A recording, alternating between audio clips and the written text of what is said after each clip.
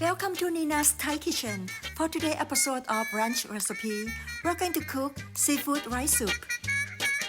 Yum! Here are simple ingredients.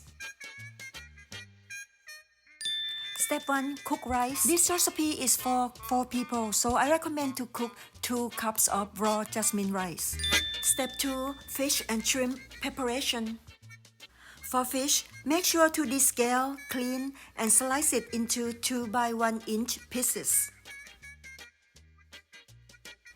For shrimp, peel, devein, and you can keep the head on or off.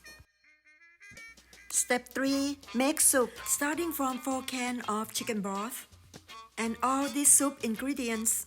Bring it to a boil. Reduce to low heat and boil it for 5 minutes.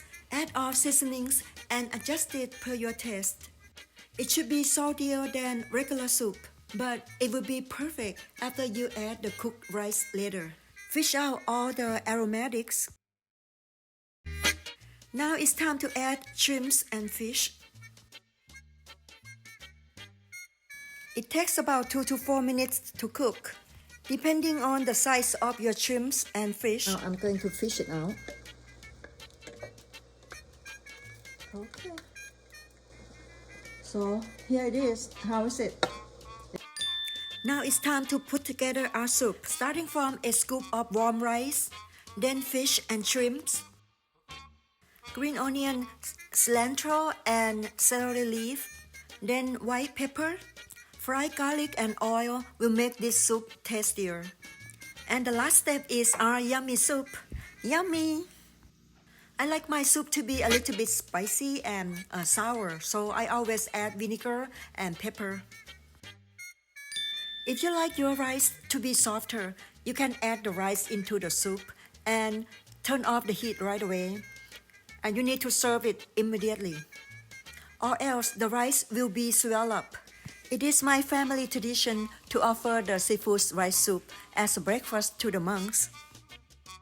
Here are ingredients for this recipe. And next, I will show you how to make fried garlic and oil.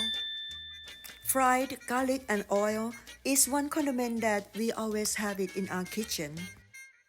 You can add them to anything for extra garlic flavor.